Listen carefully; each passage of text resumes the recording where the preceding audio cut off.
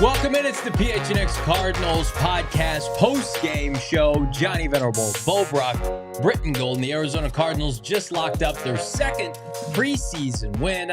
And it's 2-1 for Jonathan Gannon and company following their 18-17 dub in Minnesota. Like and subscribe. Leave us a 5-star. Like this video. Welcome to your premier Arizona Cardinal post-game show. And Brack, you gotta like what you saw today. You didn't like the start, right? And you have to like that the team was able to rebound. No, I think that shows a little resilience under JG, and that's what they've continued to show, at least in 2 of the 3 preseason games, and that's all you could ask for. And you're looking for depth from these guys. You're looking for guys that want to not give up, and that's what we saw on display. 2 18-17 wins. That's weird. It is strange, but Brittan Golden, we'll take the dubs when we can get them at this case. I put out a tweet right after the game was over. Like, when is the next time we're going to see a dub? We can worry about that differently because today it matters to these guys. It does, and it's good. It's a good confidence builder for some of these guys. Like you said, started off a little slow, but to come back out, I think Clayton Tune had a great bounce back second series after the first one, and there's a lot of guys feeling confident, a lot of good play from a lot of the young guys, and a lot of the guys trying to make a spot today. Yeah, we saw some guys play up until the fourth quarter that we did not expect. We'll talk about that. Corey Clement, Rashad Lawrence. I want to talk about this $5 super chat off the jump from our guy Free Matter for the blind. I know it's only the preseason, but suck on that. Byron Murphy, who did not play, as did a lot of well-named starters for Minnesota and the Cardinals. Brack opened up this one with a tough start, as you mentioned. Clayton Tune goes out there and as the sack fumble, the Cardinal defense doesn't look good. But really, outside of those first couple possessions in the first quarter, Cardinals controlled this game. They outrushed the Minnesota Vikings. They had a longer time of possession. Vikings did not score the entire second half with the same quarterback. It's not like they substituted somebody in. Jaron Hall played the entire game. So, I mean, if you want to talk about halftime adjustments, and especially just this coaching staff, to me, it's just on a different level than the prior regime. And I'm not going to go off the deep end and say one preseason game solidifies that, but you can just tell how well coached this club is now. Yeah, I mean, obviously they did a good job in keeping the team focused, and I think that's big. I'm not going to put too much stock in like halftime adjustments in this game. Of a preseason game? You don't want to put that? I know you're saying that you're joking, but look, I mean, you play to win the game. You put a lot into it. You kind of had, after 2 practices in Minnesota, your tail between your legs, and a lot of people saying some unkind things, to say the least, about this Arizona Cardinals team. And go in there and get a win against this Vikings team that kind of imposed its will at least day one of this practice. It's got to be, it's a positive to leave Minnesota on. So look, I mean, we want to talk. We obviously are going to break this down, even get more kind of into the weeds as far as Clayton Tune, the performance there. Obviously, David Blau, does he have a place on this roster? Who's going to make this roster? Who made their case? We already see people lighting up the chat on that. So I mean, I'm not so much like blown away by the win. Like, I'm not going to say, hey, they got the dub, and that's a big thing to be made. But I think it's just far as the performances and the adjustments, that's good. Those are the key parts. Well, I think Brittan, like, outside of that first quarter, they outplayed Minnesota, and that's got to be encouraging. And there were players that played throughout the course of the game that are going to make this roster, that are not going to make this roster. But what stood out to you from start to finish from Jonathan Gannon's crew, who, by the way, looked pretty buttoned up this preseason? I think the big thing was the defense today. The defense was a lot better, especially the guys that played in the second half last week that were the guys that played in this week. So I think they made adjustments during the week and got out there in the game and actually played very well outside of that first series. Some young receivers trying to make squad. Davis had a heck of a day, and Clement ran. I think he averaged about 5.5 yards a carry today on the ground. So some guys made their cases for sure. Yeah, I mean, and you can go beyond just, the final score, 18-17. The Cardinals, to your point, 6 sacks against the Minnesota Vikings to only 2 sacks allowed, and one of which was that Clayton Tune one early on. And then on the flip side, continuing to control the line of scrimmage, the Arizona Cardinals, they ran for 139 yards, 4.2 yards per carry. Minnesota just over 100 yards, 3.9 yards per carry. And I think that's something that we're going to keep an eye on, because this team, especially where people knock it, is they don't have the horses up front, especially on the defensive side. And for them to kind of prove themselves into the second half, guys like Stills, seventh rounder, to be able to make a case, I should be on this roster. We're going to talk about Zach McCloud, who was literally signed this week, had 3 sacks today. So I think that's the most encouraging, because we know the Cardinals have skill players, right? We know the secondary is a who's who of names, but it's the line of scrimmage on both sides of the ball that are going to be under a microscope all year. Yeah, I mean, I think the cliche exists for a reason. Games are won and lost in the trenches, and this new regime believes in that, where I think the previous regime they discounted it far too often, right? Yeah. And it's going to take a collection of players on both sides of the football, and we'll see what they have to do on the offensive line, because I think their depth took a hit today, unfortunately. Yeah. John Gaines goes down. We'll see how long he's out, but he's carted off the field. And then you also have Dennis Daly, who's played well enough in the moving inside from tackle to guard. He looked like he was going to be a backup at one of the guard positions. So, yeah, it's going to be really kind of concerning what they do there, but you have to be really encouraged, especially I think Dante Stills made a roster today. I really do. I know it's late. Yeah, I know it's not against, starters, but getting a pass defense, swatting the ball at the defensive line, and then also getting in there for a sack. He was a TFL machine at West Virginia. I mean, playing big boy football in the Big 12. I think that, Dante Stills at his age, he's a Monti Ossenfort draft pick. I think he made a roster. We were talking about it off air, Bo, like Owen Pampo was inactive today. Yeah. Keetrell Clark was inactive. Paris Johnson Jr., Michael Wilson. I think that's a pretty good sign that this entire rookie class is going to make this team, and the guys that were playing, Clayton Tune, we figure is going to make this roster. Now, John Gaines, as you mentioned, did go down. We wish speedy recovery, depending on what his injury could be. But Brittan Golden, it does feel like this regime, especially with the jet setting of guys like Josh Jones and Isaiah Simmons, something we've echoed on this show over the course of the summer, is they're gonna play the guys that they drafted, that they're their guys, for lack of a better term. How important is that for this regime? They want to be able to evaluate these young players, and unfortunately, that could mean some of these guys that were left over from the prior regime aren't asked to stick around. Yeah, true. I mean, it's a credit to Monti Ossenfort at the GM spot to be able to draft as well as he did, and to have the guys that he brought in here actually make an impact up front in their first year, with an opportunity to make the team and or practice squads. So I think that's a big deal for him. Diego in the chat, so correcting us, Pampo was out there. I saw him. I did not see Owen Pampo the entire game. He's in the box. He had 3 combined tackles. We didn't see him. Sorry, but I guess I must have missed that one. Look, there's a lot, especially in a game like this where there's so many guys getting in the game and getting out of the game.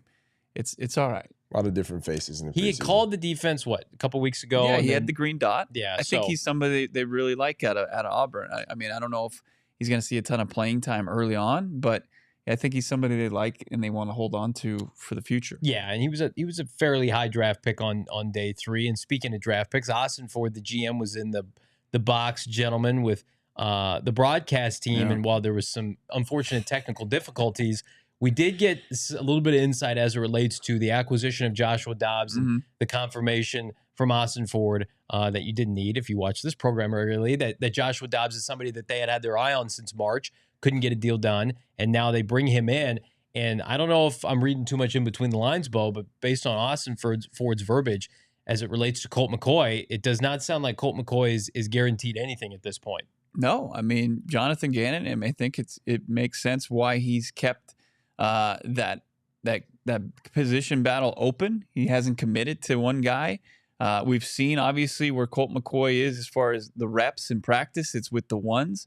And then it's obviously been with the ones as far as in the preseason, the little time that he's played. But, this competition is just heating up right now as it stands. And I'm sorry, what'd you just say? It's August 26th. I know. And the competition's heating up. I understand that. and you whatever team you follow, you don't wish that upon them in any scenario, right? Where your quarterback competition, the preseason games are done, and you still have 2 weeks before first game. They've got to figure out, and I think Joshua Dobbs has a significant chance to overtake Colt McCoy in the next couple of weeks in practice. But you saw on display where everybody stands, right? So Colt McCoy doesn't play. He has nothing left to prove. They want to keep him behind glass until the start of the season, right?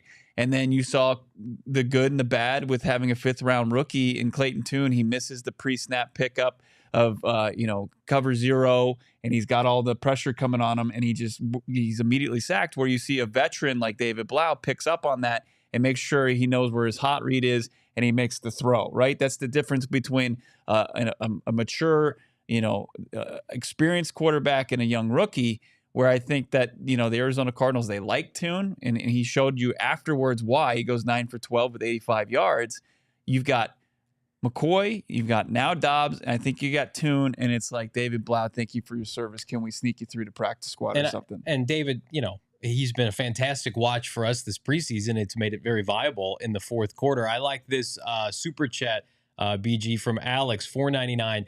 Ossenfort said during the broadcast, quote, "We know what we have with McCoy," and according to Alex, can't see any positive connotations with that. Kind of goes we've been talking about where Gannon and company have been like, Colt's Colt. We know what we have. How do you feel like? Is that an indictment on Colt McCoy? You could look at it either way. It could be an indictment, how they say, we know what we have here. It might not fit our system, but we know we have a veteran guy here. And also we know what we have with a veteran. Yeah. We know he's been in the fire. He's been through it. He knows what to do in certain situations. Case in point with that blitz pickup with Tune at the very beginning. Mm-hmm. McCoy's in there. There's an opportunity where he does see that blitz pickup and he can get that ball out to his hot route immediately. That's true. So. And that's been the biggest argument, gentlemen, for Colt McCoy playing is plays like that, right? But the question then becomes, okay, if he sees the hot read, can he make an accurate throw to be able to adjust and take advantage? Because if somebody's blitzing, then somebody's going to be opened up on the back end. And at this point, we haven't seen Colt consistently do that. So we've got roughly 10 days away from the opener? No, 13 days away from the opener, 14 days for the Arizona Cardinals against the Commanders week 1. Is that enough time for Joshua Dobbs to be able to gain steam? Again, I'll double down. I think it is. I think Colt McCoy, people are asking, is Colt McCoy going to be cut? Is he going to retire? He's a very proud individual. They're going to have to make decisions come Tuesday. I think, listen, if you cut Colt McCoy Tuesday, hypothetically, and you roll out Clayton Tune and Joshua Dobbs in a revamped quarterbact conversation ahead of week 1, that creates a lot of a lot of noise maybe that they don't want to deal with right now. I think Colt McCoy makes it through cuts on Tuesday, and I think Colt McCoy backs up Joshua Dobbs week 1. That's my prediction, Bo. It's fair. Like I said, the competition is heating up. It's not going to come down to he's not going to be cut from the roster. If they were going to cut him, they at least would have given him the opportunity to play today and showcase, what a team that would be in need of a backup quarterback would want to see. Like there's no that doesn't make any sense to me. And if he was going to retire, he probably would have retired. They're going to tell him, Colt, you need to retire. That's a lot of people in the chat. Please just retire, Colt McCoy. It's bizarre that we're sitting here and Colt McCoy didn't play today, and he had a bad week in Minnesota, and he's barely played in the preseason, and he's pointing every third day, and that's what we have to use as it relates to Colt McCoy. Practice for a while. Well, okay, that's fair. During training camp every third day he was pointing. Next thing he's going to be pointing to is Joshua Dobbs at first team quarterback. Hey, look at that. Used to be my You're the job. Starter now, Joshua Dobbs. Good for you, buddy.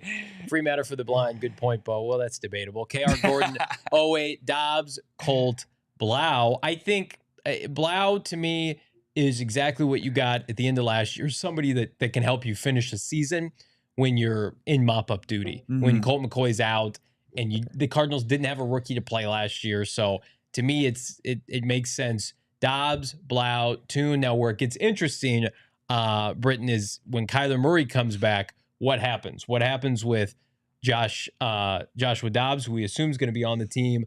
You mentioned, would Clayton Tune go to the practice squad? Would Colt McCoy be cut then? That's an issue for another day, but it is coming. Yeah, and that's, like you said, it is an issue for another day, and it's something that's going to come to fruition and whenever it comes in. So when Kyler Murray comes back, he's obviously QB1, so he's going in. Yeah. And then you just look at that point, who do you want? Honestly, you can see Clayton Tune going to the P squad if that's where they want to do it. He's the young one.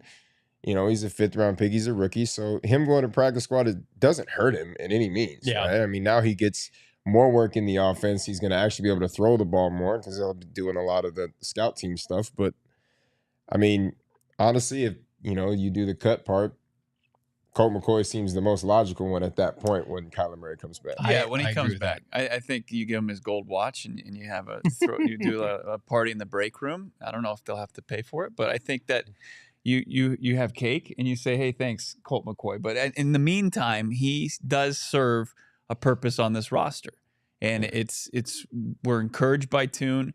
I don't think Tune becomes a guy that you can sneak through to a practice squad. So you keep him on the roster. You've got the emergency quarterback now that you can have on game days. So as it stands, it's going to be some variation of Dobbs, McCoy, Tune, and then when Kyler comes back, then you start to make a tough decision for this organization. But in the meantime, I still believe that Colt McCoy, he serves a purpose for this organization. And I know people saw what they with Blau, a guy in 2 games of the preseason that led comebacks and statistically was probably the most impressive guy. But it's just he's going against 3s and 4s, and I just don't. If they really thought that there was a chance for him to move up the depth chart, it would have happened a lot earlier in training camp and preseason. Well, we've talked about it. I think Colt's best role is to be a backup. Be a backup once upon a time to Kyler Murray. Be a backup to now Joshua Dobbs.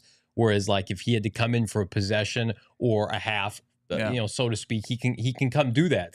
But I think we're all preparing here on this program and people around the Arizona Cardinals for Kyler Murray to remain on PUP through next Tuesday, which essentially would knock him out at least a month into the regular season. And that's, if you're talking 5, 6, 7 weeks potentially, which we hope not, but if that's where this is trending, Joshua Dobbs just makes way more sense than Colt McCoy. I'm going to tell you who makes sense for our player of the game. How about the gentleman that was signed just a couple days ago and then turns around 3-sack performance? It's Zach McCloud. Zach, the sack master, 3 total tackles, 3 sacks. Was fantastic, gentlemen, and especially when you consider Zach attack, baby. Yeah, baby. You pointed out during the game that this is an off-ball linebacker. He's got familiarity with Monti Ossenfort in Tennessee, yet they're playing him at pass rusher. Yeah, I mean that's where at least one of the 3 sacks came from. He seemed to just put himself around the ball. I thought he was a guy with the Miami Hurricanes that was kind of one of their main off-ball middle linebackers, but. Monty could be a little bit, he's got a little mad scientist in him. So does Rollis and Gannon. Maybe they felt like, hey, this is a guy that profiles well for this. I don't know if it puts him on the team. That's a pretty crowded room, including Jesse Luketa, that I think a lot of people love to watch today on both sides of the football.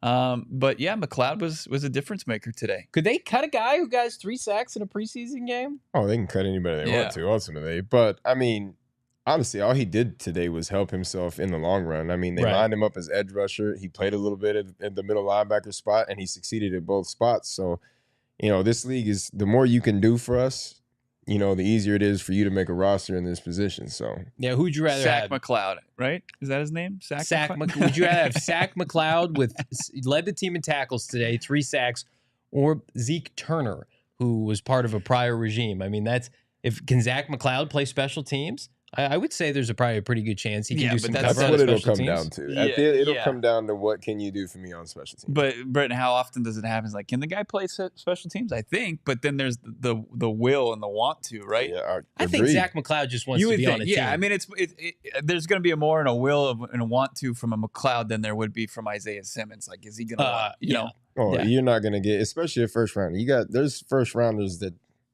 Don't get me wrong. Right. Up there in that head, when it comes down to you're going to have to play special teams to play, it's like, but you drafted me in the first round to play this. So there's a different type of want to in a guy that was drafted in the first round, special teams wise, to a guy that, was just trying to make a roster. Count me as somebody who would love to see Isaiah Simmons be forced to play special teams as a member of the New York Giants.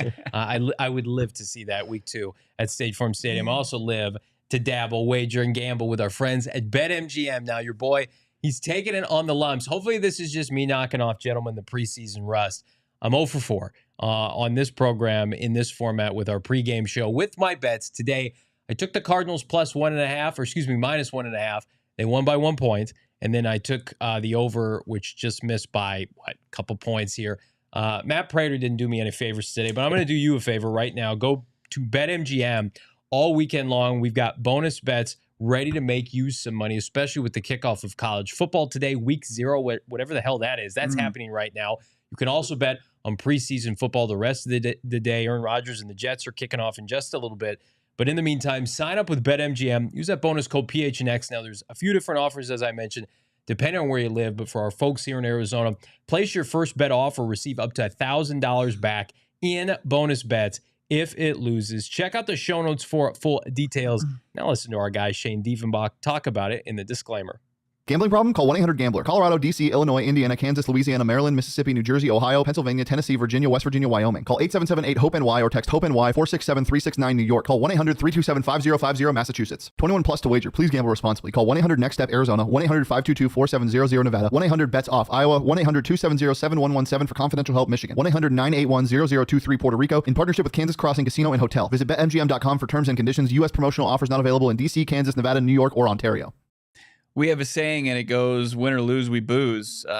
We got a dub today, and I'm enjoying a Four Peaks Golden Tea Shot Green Tea Lager. It's fantastic. It's one of the best beers of the summer. It's just so refreshing.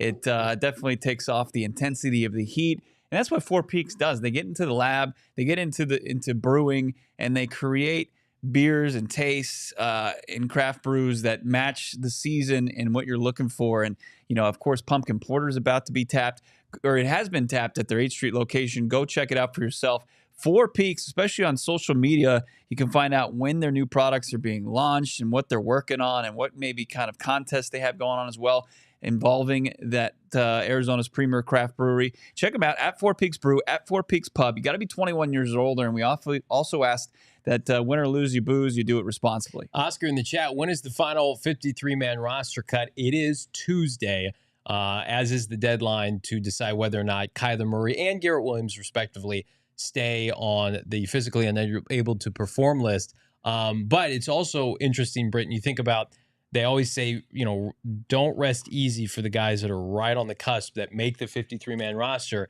because those waiver claims are coming, are they not? Waiver claims are coming. And even if you're, bottom of the roster of making the team, it's a stressful. The next 3-4 days is going to be a very stressful. I went through it every year I played. So it's just one of those things where you're just staring at your phone and praying that it doesn't ring for about 3 straight days and just figuring out where you're at. But, I think try to find something to do to take your mind off of it, or it will be a long 3 days. Yeah, get the Pepto-Bismol handy for the guys at the bottom of the roster. What was it like? Obviously, the 4 seasons here in the desert, because they've changed it up a little bit. Now they're going from 90 to 53, like the big roster purge. I mean, how did you just focus on your playbook and just kind of approach it like you're making the roster no matter what, or?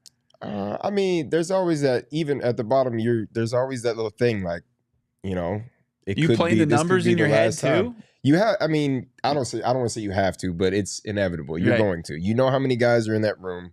When I was playing, you went from 90 to like 75 or 75 to 53. So you kind of knew there was a first wave of cuts, and you could kind of tell where you stood off the 90 to 75. You knew if you were going to get cut in the first one or not. Right. In that 90 to 75, you knew the guys that didn't get a lot of playing time in the preseason, didn't get a lot of reps in practice. You kind of knew, but that 75 to 53 is, you've got to just find something, focus on the game coming up, the last game, whether it is. And when you're done, just go do something. Go keep your mind off of it. Hang on for dear life. Right. I like this comment in the chat. Still have to overcome the depth issue with this team. It hurts us for a while. I agree with that. And I think that if the team is going to struggle this year, which a lot of people are predicting, not this show, but others, over the course of 17 games, Brock, it is going to be the fact that Cardinals are rolling with a lot of young players, and then some of their stars on the roster, a little bit older, and Ertz and James Conner, obviously Colt McCoy. This team is built on a house of cards, not through anybody's fault. Ossenfort, Gannon, they're trying to play the hand that was dealt to them. And they didn't go out and spend a bunch of money just to spend money. But then you see games like last week against Kansas City, and at times today where it's like, well, who are these guys? Are these NFL caliber starters or backups or even backups to backups? So I do think that, and our guy Howard Balzer pointed this out, I think it's a good point, is that there are going to be games in which the Cardinals are competitive for 2 quarters, and they come out in the second half and they're just gassed, right? Or they're not prepared because they're playing guys they, typically wouldn't play. And they'll get knocked for lack of halftime adjustments or whatever. But I do think that depth on this team is probably the biggest, outside of top end talent, is the biggest omission right now. Yeah, it's what they're going to be seeking throughout the season. They're going to find out who can play, an entire 60 minutes for us, 4 quarters, who are going to be the guys that we can rely upon to keep us competitive, and then who are the guys that are going to move forward with us beyond 2023. And I think that they're starting they're weeding out guys from the previous regime. That continues to happen. It'll continue to happen Tuesday and beyond, and they'll churn this roster, and it's going to look very different than it did obviously going into this offseason, going into this season or training camp and preseason, and then what it ends up finally in the 2023 year. So Monti Ossenfort, he's not a guy that's just going to sit and watch things kind of go by. He seems like a guy that really is going to tweak, and he's going to find people that are going to be able to do the job if the person isn't doing it currently. Hence what happened with the quarterback room this week and Joshua Dobbs being added for Colt McCoy. I want to get to some of these super chats. Alex, thank you so much. $1.99. What's the word with Zach Ertz? So Ertz was seen on the broadcast in the fourth quarter, Bo, but by all accounts, he's going to play week 1. It is funny. We talked about it off air. Ertz, we haven't seen him basically the entirety of training camp in the preseason. He's practiced, but he hasn't played in a preseason game yet. Yeah. And he's going to roll out and be tight end 1 week 1. I mean, BG probably could to speak to this more than I can. I mean, just watching guys and what it takes as far as getting back and kind of getting back into the fold as far as running routes off a significant knee injury like Zach Ertz had. But it just seems like they're taking him along slowly, but I don't think they would have activated him if there wasn't a chance he can't play week 1. Oh, agreed. And the biggest deal watching guys, I've obviously never torn a knee, thank the Lord, but watching guys that have done it on their way back, the confidence factor is everything. Yeah. It's not so much of can they do it, can they come back and play. Zach Ertz has been an all-pro in this league for many years, and we know he can do the job. The only issue that you really have with coming back is he confident in his head that he can go out there and still make that same cut to it? And if he is, he won't miss a beat. I want to pose another question to you, BG. Ben, the Cardinals fan, super chat, $1.99. Davion Davis would be nice for the 53-man roster. Yes or no for you? I agree.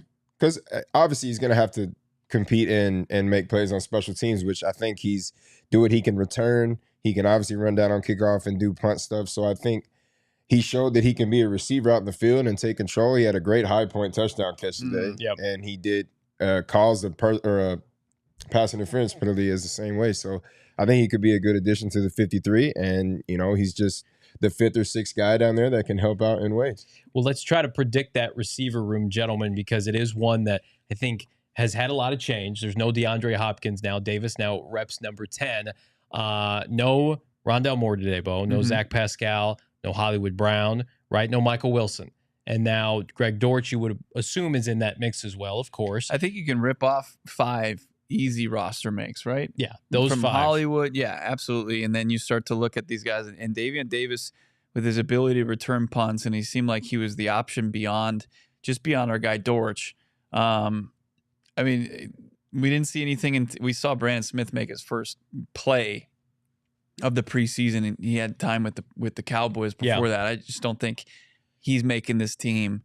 Caden Davis had a touchdown in the preseason opener from Clayton Tune, which was nice. I just don't think he's a better option than Davion Davis. And Brian Cobbs had the go-ahead touchdown. He had that's it. That's all the plays he had. I don't know if he has the punt return ability that Davion has. So Andre Bocellia didn't play today. I don't know if that was a healthy scratch or if he's still dealing with injury. He's been around this organization for a while. And then you look at Daniel Arias. I think Davion Davis outplayed him today significantly. Yeah. So I know he's not 6'4" like Arias from some Colorado, but 5'11" and plays bigger than that. BG, I think that this guy's making his case. He made his case today. For at least practice squad case. Yeah. If he, even if he doesn't make the 53 and he does get released in the next couple of days, I think as long as he clears waivers, he's the top candidate for the practice squad. But the 5 you mentioned earlier, I think Dortch is the 5th, at least the 5th receiver on this. I think he's got an easy way to make this roster. And the top 4 that you rattled off earlier too, they're obviously solidified. So I mean, I think Davis made a heck of a push and a case for himself to at least be practice squad. Jordan P. in the chat, any updates on Garrett Williams, guys? As of right now, no. He is on his way back from a torn up knee last October. But you would assume, I mean, maybe we should read between the tea leaves, gentlemen, that, you know, if Kyler Murray is going to be activated, it's going to be after Garrett Williams, who tore his knee up 2 months before Kyler Murray did, or are they just being extra precautious? They're being extra precautious with everybody. But I do find that interesting that he has not been activated. And I wonder, I posed this to you yesterday, and you kind of scoffed at it, which is fine. Keitrell Clark, presumably now CB2, does that ease expectations on when they bring back Garrett Williams? I think yes. I think there's not a sense of urgency. They didn't go out and sign somebody. Hamilton's been fine. But Keitrell Clark, healthy scratch today as the 6th-rounder from Louisville continues to make noise. Yeah, I mean, what a just kind of show of respect to this 6th-round rookie. Very, like, you don't see it very often where a guy makes his way all the way to CB2, to the starting lineup. He's going to be an outside starting cornerback for this team. I think that Garrett Williams in the long term probably takes over that spot, and then Keitrell becomes, you know, as I said, in JG's defense, you had Avonte Maddox who played nickel/slot corner 75% of the snaps. He's on the field a lot. Yeah. He's going to want to get his what he's called his baby, Keitrell Clark, on the field because he's so competitive. He's out there in the mix no matter where he's on the, you know, position-wise. Yeah, it's interesting. You know, TG97, Rondell Moore will be gone next March. Marvin Harrison Jr. will be here. I do think that this skilled group on the offensive side of the ball, BG, is going to be churned a lot because, again, we saw Isaiah Simmons be jet-setted out of this franchise. While I do think Rondell Moore is going to make this team and be a contributor this year, it does feel like outside of Michael Wilson, you know, hopefully our guy Greg Dortch, like this receiving core is very much a work in progress. Nobody feels like they're a made man of sorts, right? There's no Larry Fitzgerald of old or Anquan Bolden where you can say, well, that person's even Hollywood Brown. He's going to be a free agent next spring. Like there's no guarantee he's back. Agreed. There's going to be a lot of shakeup too. I mean, outside of this season, you've got, like we said earlier, you've got your top 4 that'll probably be here. But next year, guys like Rondell Moore, guys like Hollywood Brown, a lot of these guys could be in a different uniform next year. So it could be a lot of brand new faces in the next year or so. Yeah, it'll be interesting again. Like and Petzing has a type. He does. And what's his type? Tall. Right? just like when I'm, you know, somebody's type and they say tall. Yeah. And that's what they want. You don't have it's not as big. But it is like pool. that. You have a lot of OCs and guys that's what they want. They want the bigger, the taller receiver. And today's game is kind of changing. They don't want the short kings. Now, Petzing's on the dating app and he's saying nobody under 6 feet.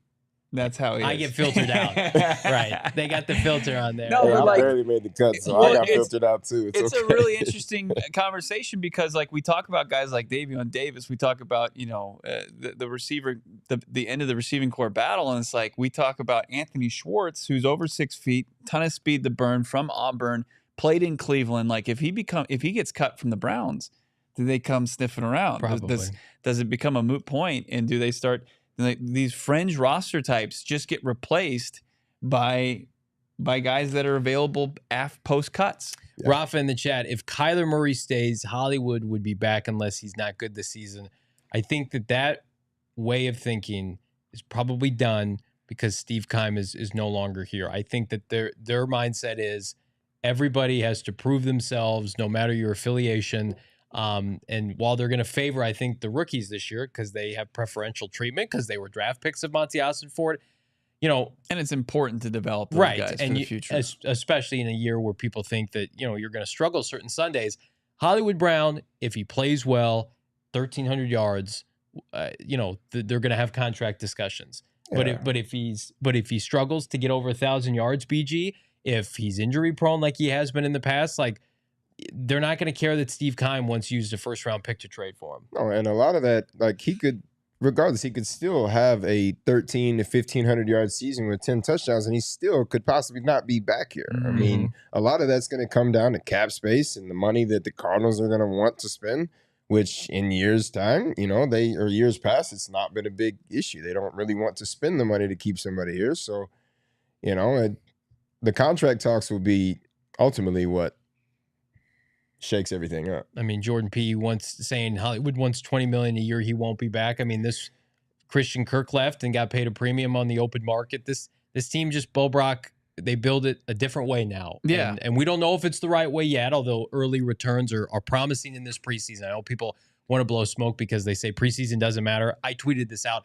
I love how much of an emphasis this team does running the football now and how much more physical they are. They can run the ball on third down for a touchdown. I love the QB keep with David Blau in the red zone for the touchdown. You know, obviously QB sneaks under center have become back in vogue with this franchise. They do things that just make much more sense in game. And while the top end talent may still be waiting until next spring, maybe playing right now on Saturday college football, they have the draft capital. And now this year it's about laying the foundation of who's going to be a part of this franchise moving forward. Yeah, I mean, if Hollywood Brown has, like, to Brittan's point, like if he has a really rock solid season and the team still underperforms and Houston underperforms and you're sitting there with a pair of top 5 picks and you're staring down a certain guy that's going to play a week from today in Columbus, Marvin Harrison Jr., why go spend the money when you got a guy that you could have under control for 5 years? Plus, you hope Michael Wilson shows strides this year. So, and that Marvin Harrison Jr. is a big-bodied wide receiver. I mean, he fits exactly.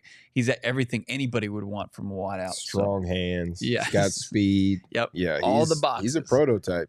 Yep. Yeah, I'm very familiar with his game. And it's definitely something we would like on this program to cover every single day. We're going to talk about Kyler Murray here in a second, but first I want to remind everybody, Circle K. We want to remind everybody we love Circle K because best coffee, beer, snack selection, premium gas, not a premium price. I loaded up on Circle K goodies, then I filled up on Circle K gas. Cheaper than any other alternative. I promise you, I drove around. Everything was too expensive. Then I saw Circle K, and I'm also an SMS subscriber, which is saving me money left and right. Well, what does that mean?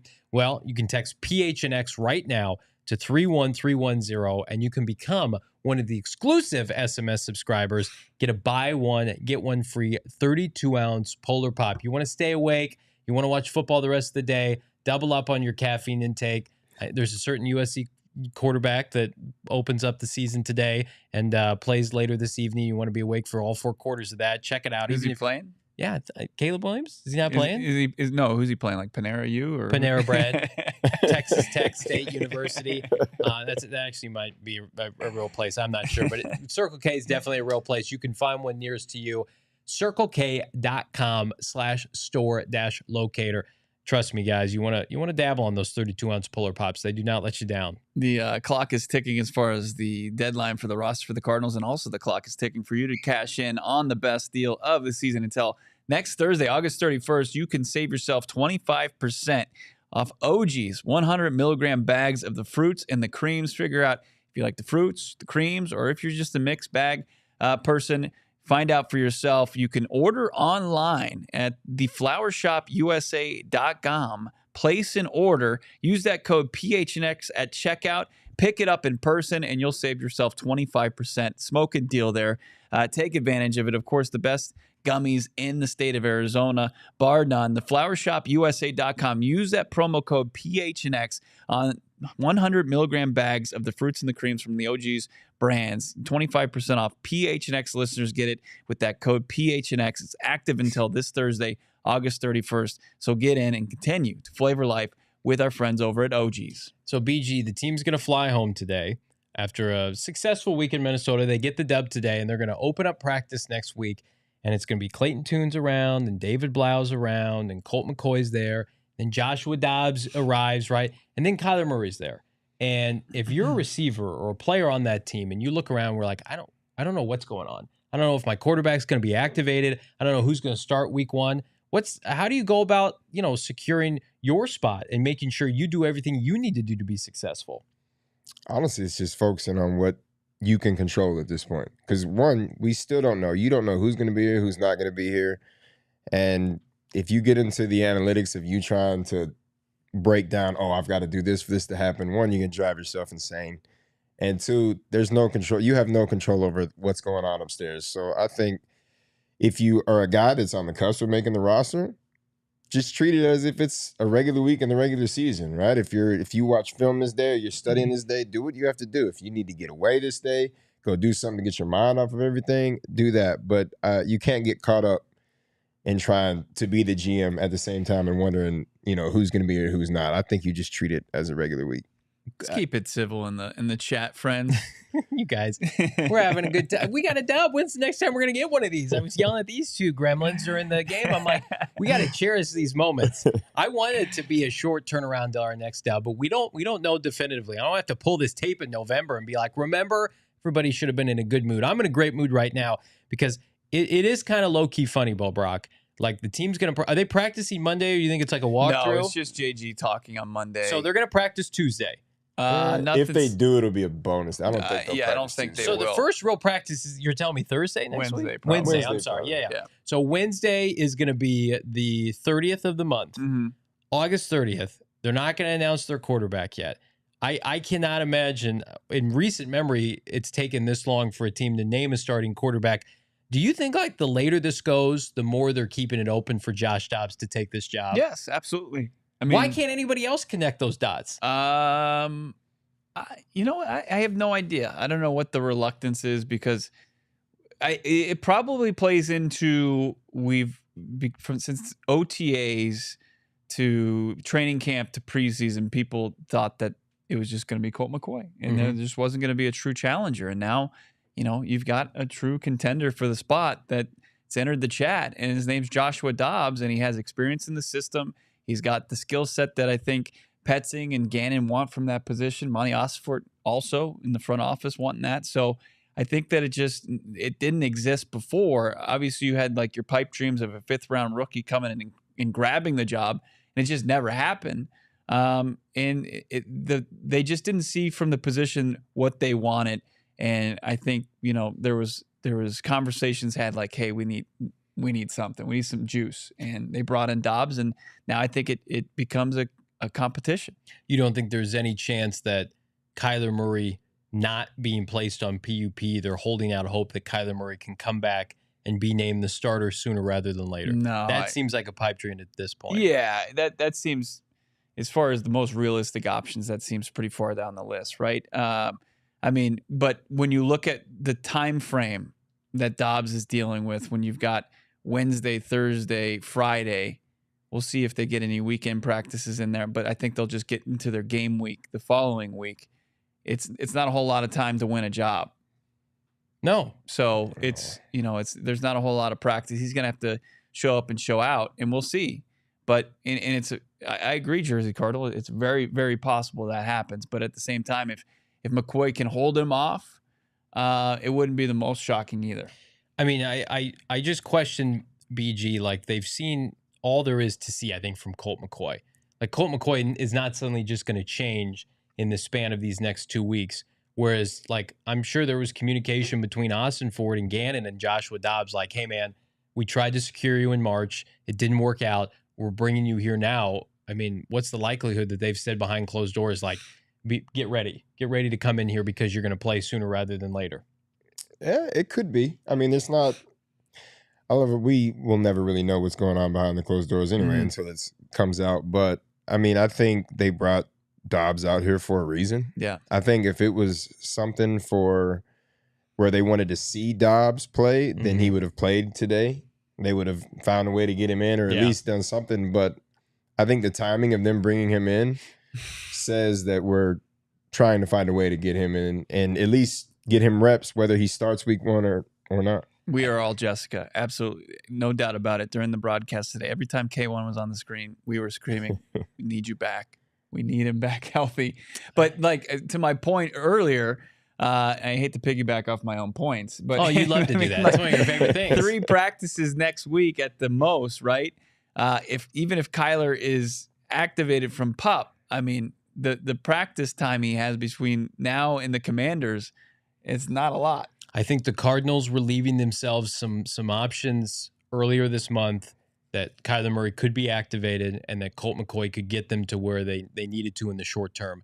And I think both of those have been paused and subsequently delayed. I mean, Joshua Dobbs now is here to play, and Kyler Murray, I think, gets more time to recover, which is, I mean, at the end of the day, that's the most important thing. BG, what's the biggest obstacle for Dobbs over the next 2 weeks as far as what would keep him from getting in the starting lineup? It'll be honestly timing and getting to know, like, obviously he's been in this system, but he's going to have to learn a few more things getting in. He's going to have to at least refresh his memory on some of the things, but I think it'll be timing and getting to know his receivers that he's going to play with and making sure they're all on the same page, because there's a lot that goes into it when you really think about it.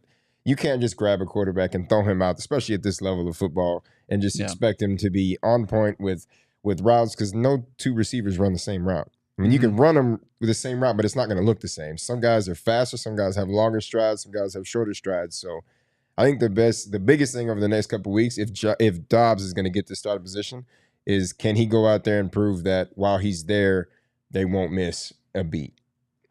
I think that you could get a game plan ready for the Commanders week 1 with Dobbs, because we've known this. It's pretty common. They don't want to show too much during the preseason. Sure. The ultimate, I think, curveball is, hey, Commanders, Ron Rivera, Eric Bieniemy, you guys are preparing for Colt McCoy. We've got a different quarterback now. You better go study Dobbs film, Jacoby Brissett from last year. We're gonna throw a couple wrenches into our game plan now. We're gonna get this guy ready to go, because I mean, quite frankly, if they're watching Colt McCoy highlights from this preseason and the tape that they've seen maybe from joint practices in Minnesota, they're licking their chops. They know what Colt McCoy is and what he isn't. Whereas, especially today, and I don't want to take too much away from this preseason game, right?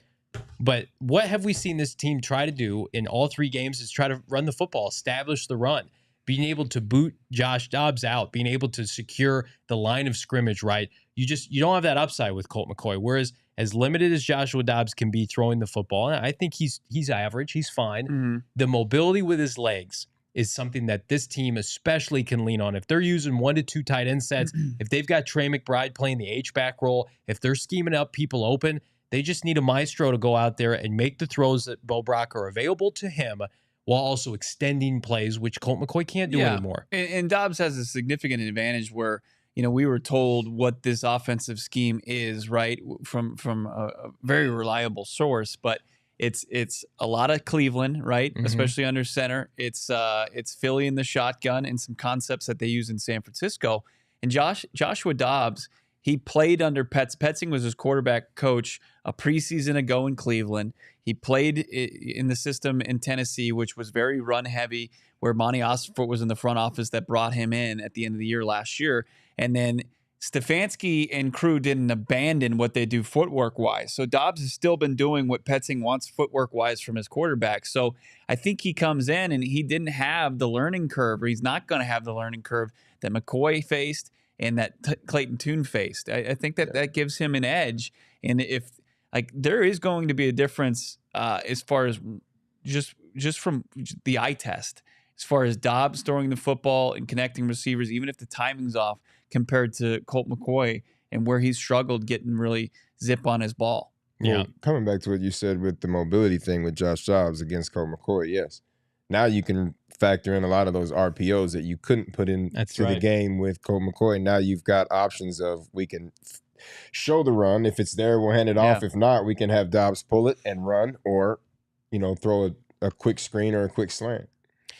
And that's where Colt McCoy, unfortunately, is once upon a time relied upon, gentlemen, to be accurate moving the change. And now it's the accuracy that, I think, Bo, you've made a point that the accuracy is gone because the arm strength is gone, right? He knows where he wants to put it, hence the pointing in practice, but he can't put it there anymore. And so I don't, in my opinion, and you guys could disagree, I don't see the benefit to let's just start Colt McCoy week 1 or week 2 because he's been a good soldier this offseason. There are people in the fan base, respectfully, if that's your opinion, I respect that. Rip the Band-Aid off now, and I think the longer Joshua Dobbs plays in this offense, obviously the more comfortable he's going to get. Investing in him with a 5th-round pick means you should invest in him week 1 and let him build quarter by quarter, start by start, Bo Brack. Yeah, absolutely. And just whatever's going to put this team in the best position really to contend. Do we want to get into the weeds as far as this game, though? Like, I thought we haven't talked about B.J. Ojulari. We haven't talked about some key players going into this contest. B.J. Ojulari, I was psyched to see him. 2nd round pick. Nick Rollis, the Cardinals defensive coordinator, was somebody that was excited about him. Pretty much when he breaks down his game, he pretty much calls him the perfect pass rusher, and we saw far from that. I know he's coming off a knee procedure. We don't know too much into that extent, but BJ Ojulari just looked like physically he wasn't ready to even be out there. Well, I mean, BG, he had not surgery, but he had a procedure. He had a procedure done earlier this spring. It's kept him out of training camp. He's finally back now. But did that look like a guy who was limited just based on his skill set, or more so a guy who was just not fully healthy? It could be the not fully healthy part, or it could just be like we talked about earlier with Zach Ertz. He could not trust that knee yet. He feels okay in practice. He might feel okay doing stuff offset, but now when you get into live bullets, it's, can I make this plant? Can I make this cut? Can I stick my foot in the ground here to get back outside and cover this flat? And you saw a little bit of he lacked a little bit in being able to cover that flat today and hold contain. He looked a little bit slower, like he didn't really trust himself to run at full speed at the beginning. So the confidence factor could be really big for him. It is unfortunate because we all see, well, he was a top 50 draft pick, LSU second round. I mean, the guy has not participated almost the entire offseason. He missed all of OTAs and minicamp. And you think about guys like Michael Wilson, Paris Johnson Jr., who have been in this lineup, churning out reps, rep after rep, and are ready to go. They're starters week one because they've built up to this moment. Yeah. I think, gentlemen, we just have to come to the reality with BJ. I hope that he gets to play and he gets his opportunities, but we probably won't see the best version of him for a little bit. The injury, fair or not, I think is going to delay his development in the short term. I'm glad that he is at least healthy enough to suit up now, but it's like we could probably be looking back and saying, well, it's probably not fair. Let's check back in like mid-October. Yeah. I liked what I saw from Kelvin Beachum, who's out there today. I mean, with the injuries that they could potentially be facing as far as the depth on the offensive line with Gaines and Daly, it's going to be so important for Beachum to be healthy and be the swing behind Paris Johnson and DJ Humphries. What else were we looking for as far as, offensively? Keontae Ingram, quick day at the office, came in there. I thought that he was effective. 5 yards a carry. Yeah, 5 yards a carry. The run game was solid. They were able to kind of bulldoze and open up some rush lanes. There was only a few times where you said, hey, I think that guy missed a hole here or there. The run game continues to be a spot beyond James Conner and Keontae Ingram, where I think that Monti Ossenfort is going to be open-minded to. Once cuts happen next week, we're going to start to see maybe some new names pop in and immediately kind of vie for there's still some big names that are in the free agent market too that could be coming in, and there's some people that are going to be let go, veterans that will be let go when cuts hit. So, I mean, the waiver wire will be big, and I don't know, to me, I just think it's such an upgrade at the GM position where we've had right now. I mean, I just feel like we're taking precedence and we're finding guys that can help us and now and in the long run and putting them in positions to succeed. It does require thick skin, and I agree with you wholeheartedly, as does the fan base.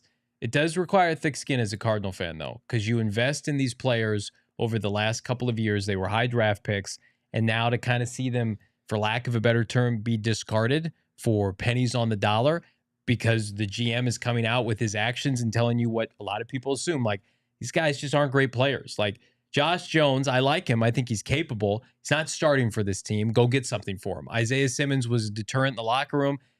I'm sorry. He's not given full effort in a preseason game. Goodbye for a 7th-round pick, right? They would rather go out and get their own guys. And I think what we saw today, and especially the Denver game, but also today, Bo, was let's invest in our own people. They may not be household names, but you can see the culmination of something starting to build. The foundation is being laid, and you need that, right? So that next spring, if you bring in a Marvin Harrison Jr. or Joel, it's plug and play. Hey, you do things the Cardinal way now, where we're not showing up to meetings late. We're bought in. It's not me, it's we. And I think that if you're a Cardinal fan, that's something that you can be proud of watching, even if it doesn't immediately translate to dubs. Yeah, I mean, as long as they're out there competing down in and down out, and that's what they were trying to figure out throughout this process from OTAs through training camp to preseason. I mean, it's so important to see who's going to be out there and who's not going to give up and kind of relax at any given moment and make sure that they're locked in and trying to pick up their assignment and when they're one-on-one, and that's been preached, and they're going to try to figure out, who are the 53 guys that can play those roles. We're starting to see, Cameron Thomas or over Gardeck. That was a question in the chat. And it's like right now, I think Gardeck's going to get the benefit of the doubt. We saw 2 sacks from Cameron Thomas this preseason. And I think Cameron Thomas, I asked Morales if he preferred a rotation or if he wants guys to emerge. I think they want guys to emerge. Obviously, they want depth. But I think that they want a Cameron Thomas, a B.J. Ujulari, Zaven Collins rotation, and then sprinkle in Gardeck. Hopefully, Myjai Sanders gets healthy enough. But also, it comes down to 2. Is Gardeck going to be healthy? Is Myjai going to be healthy? Are you going to be kind of is it going to be just 2 guys early on between Zaven and Cam? Well, BG, thankfully, there's not going to be a scholarship program because I know you like Dennis Gardeck. You're buddies with Dennis Gardeck. And so we want to be buddies with Dennis Gardeck subsequently. But if Dennis doesn't go out there and perform, unlike Vance Joseph, like he's not going to start for 17 weeks. They would make a change, and then vice versa. If it's Cameron Thomas and he doesn't perform, they're going to go with what works. Yeah, and that's what you want to see out of a GM and a staff too. Like I want to see guys play that are going to help us win, not just because that's my guy, that's your guy, but you're going to get a hot motor when Dennis Gardeck goes out there, and he knows. And he's a professional. He's a pro. He's a great dude, and he knows the deal. He knows what league and what situation he plays in. If he doesn't perform, he knows it's going to be at that situation. So I think ultimately you don't really have to worry about the motor from Dennis Gardeck. One, he had a little thing I guess it was last week where he got hurt, but ultimately it'll be the health part for him. If he's healthy, ready to go week 1, and like you said, it could be the other way around where Cam Thomas gets to start and Dennis is back, but it's, either way, whoever performs will get that job. Ben in the chat, are Monty's scouts fully in the building, or are there some scouts from the mixed bag of the prior regime? I can't do, it's a mixed bag, position by position. Yeah, there's still some folks, but the people leading the scouting department. Drew Grigson remains with the scouting department. I know he held a high role with them. I've seen him out at practice. I've seen some familiar faces that have been around the building for the last couple of years. But the scouting department reports to Dave Sears, who reports to Monti Ossenfort. And that's the most important thing. And also the way they scout players, even if it's some of the same people, they're doing things differently this fall. Their regiment and their scouting process for college football, they've come out and said that is going to be different than what, thank God, Steve Keim and company did once upon a time. And I think you should be even more bullish about 2024's draft because the Cardinals, by all accounts, did a nice job this past spring with somebody else's, scouting reports, for lack of a better term. So it's a pivotal college football season for this franchise, Bo Brack, and we'll be covering it in depth here on the show. Yeah, I mean, we've already been watching some of the games today. Saw Joe Alt, who's right now the consensus top tackle in this class, move some players around over there in Dublin, and you love to see it, right? You just want to see these guys who are going into the 2023 season who are top first-round draft picks, right? That they perform up to the standards that they've already put in place. Like, you want this draft to be deep. You want to see some of these premier players continue to make their case,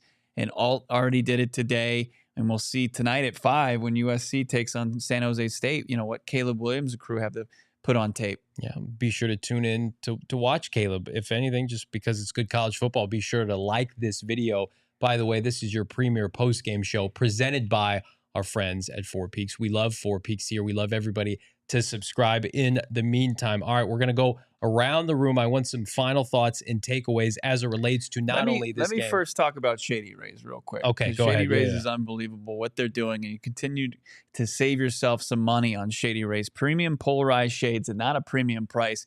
They even have their store now up in North Scottsdale and Kierland Commons. Check them out for yourself. You will see what we've been talking about the last couple months since we've partnered with Shady Rays. Save 50% off 2 or more pairs of premium polarized shades. Go to shadyrays.com. Use that promo code PHNX, and you'll get 50% off 2 or more pairs of polarized sunglasses. Check for yourself what 250,000 people have rated 5 stars online. Shadyrays.com. Use that promo code PHNX for 50% off 2 or more pairs of premium polarized sunglasses. We're going to do some hot takes here as it relates to the 53-man roster. Our guy Howard Balzer, the PHNX Cardinals beat reporter, is going to have his final predictions, hot takes for this 53. You can check it out only one place, and that's gophnx.com. Become a diehard now. Everything on the website is free. First of all, 90% of the articles are free anyway. You want that sweet, sweet 10%.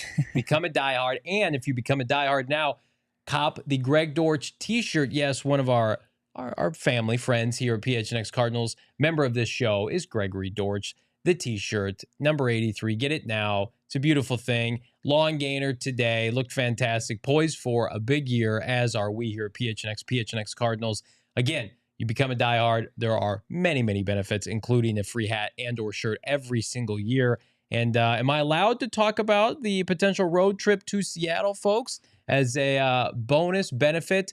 All City, October 21st through the 23rd. How'd you like to come hang out with your fellow diehard members? Pivotal road game in Seattle, Brack, that could see maybe a return of Kyler Murray. May want to ballpark, right? Yeah, absolutely. May want to become a diehard for that alone. But check out more information. The road trip to Seattle. Who knows? Bo and I may have an opportunity to go. But in the meantime, check it out at gophnx.com. You will not be sorry that you did. I want everybody's hot take right now in the chat. One player you think could be cut for this team that maybe is not top headline news. Brack, I'll start with you. I think we'll continue to say Rashard Lawrence. He was in there late in this game. That was kind of the theme of the entire preseason. He showed up third on the depth chart. Former Keim draft pick, 4th round pick out of LSU. Had everything that that regime wanted. He was a captain for that really impressive team that won the national championship. It seemed like going into this, he had a spot to lose, and it seems like he's fallen way down the depth chart. And Rashard Lawrence, I don't know if there's a spot for him. Any names stick out to you, BG, of guys who may have a shaky status right now after 3 preseason games? Not so much of it shaky. I mean, at this point, with the regime and how it's a new one and overturning, it's just the guys that were with the old regime. I think any guy on that old regime is, I'll just say he's up for grabs, but they've got the guys that they've brought in that they want to be here. So it could be a guy that was here previously that not necessarily had a bad preseason or a bad training camp, but it just falls into you're not my guy. You're not the guy that I wanted here, and you could help somebody else somewhere else. I agree with Rashard Lawrence. Mm-hmm. And again, that's not because he's not capable. I think he would be picked up by another team, but running a completely different defense, maybe he's just not a good fit for this defense. Christian Matthew, free matter for the blind, is also one that started out training camp with the ones, getting some reps alongside Marco Wilson. That he's had a tough time last couple of weeks. He's a guy that I'm surprised we're talking about him at this point at the end of the preseason, because at the beginning of training camp, he seemed like he was a guy that was going to get the first crack at that CB2 spot, and came out and had decent days in camp, and then just kind of fell by the wayside. And he's not a young guy. He's going to be 27 in October, but he's a second-year player. Yeah. So it's not like, hey, we'll keep him around and see if we can kind of develop him. Just unfortunately, I think Christian Matthew, he's probably going to be on the chopping block come Tuesday. Yeah, and that's a position group, goodness, that's uber competitive, is the secondary group. And, BG, how many corners are going to be released on Tuesday and are going to be available for this franchise to pick through? And if you're the fringe corner of a team with a new regime, that just doesn't bode well for you. No, and there's going to be a lot of people that are going to hit this waiver wire. Yeah. We've got 32 teams that are cutting essentially 20 people. Right.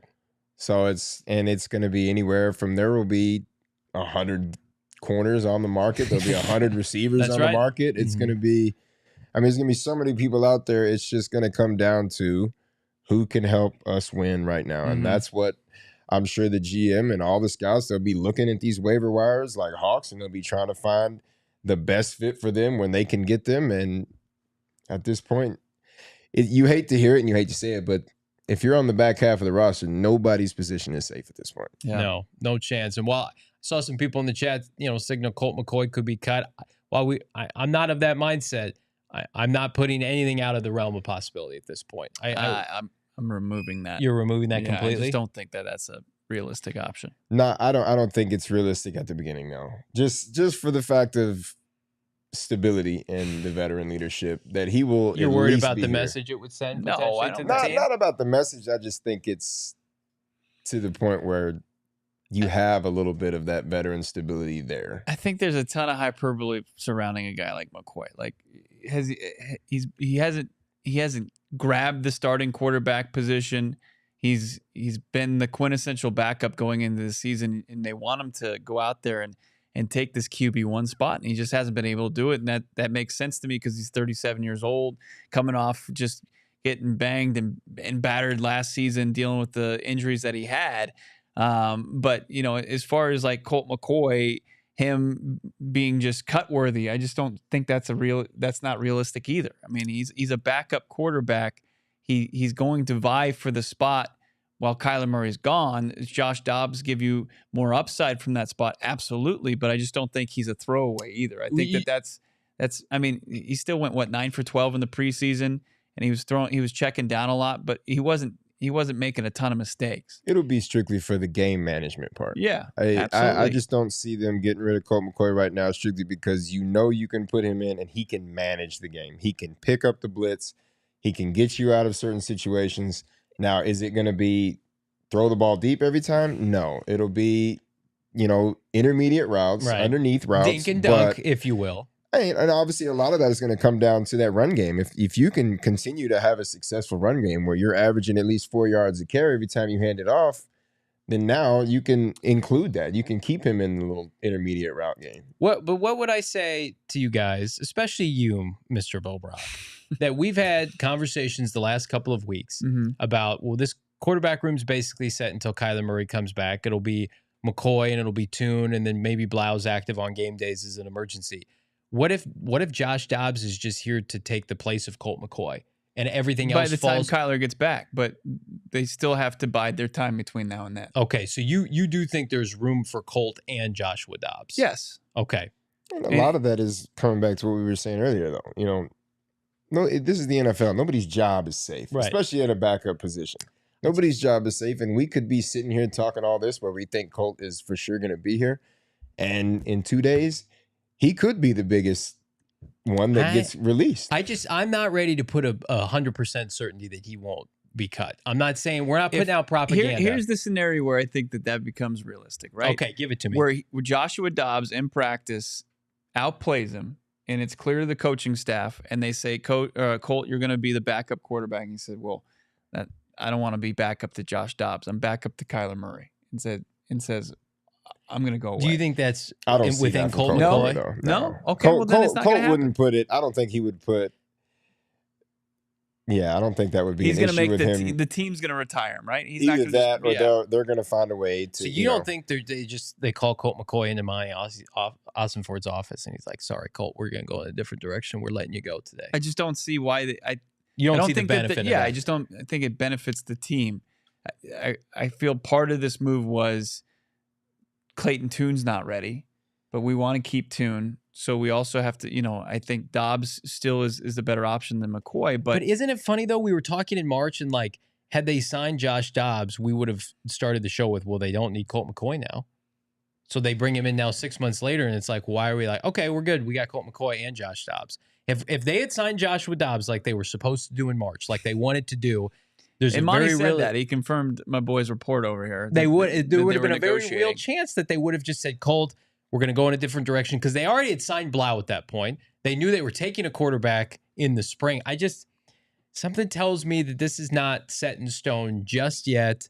But again, how much is Colt really in this at the end of the day? Like, is he ready for the rigors of a 17-game season? And did this move signify? Because if you're Colt McCoy and you have the practice that you had this past week, and you see that they're trading a pick away to bring a quarterback in, a temporary Band-Aid quarterback because Kyler Murray's not ready, that's an indictment on you. For sure. But if Colt McCoy is anything like people, advertise him to be, he's going to see that the competition is on. And you hope that he rises to the occasion. Sure. Now, physically, can he meet those standards? That's going to be that's what we're going to find out in the next couple of weeks. But I just don't see the team saying, hey, we're going to be in a better spot the quarterback position by just telling Colt McCoy to go away. I just don't think that's what one of their options is. They had 4 tackles 2 days ago, and we made a case the entire offseason to keep 4 tackles, and they said, nope, we need the roster spot. We're going to deal from a surplus. We're going to cut it down to 3 tackles. I don't know. Are they going to keep an extra couple of quarterbacks? That remains to be seen. What doesn't remain to be seen is everybody needs to go and hit that like button, subscribe to PHNX Cardinals wherever you get your podcasts. The preseason now officially, not mercifully, like Kingsbury's years, but now officially done in 2023 with Jonathan Gannon and company. The Cardinals go 2-1. They rack up a W in their finale, 18-17 against the Minnesota Vikings. I thought there'd be a small chance that we might see Colt McCoy today. It's Clayton Tune. It was David Blau. Was this David Blau's last snaps in a uniform with the Arizona Cardinals? That'll be interesting. I've been wrong before saying it was. I'm going to put myself in a position to be wrong again, but I think it was.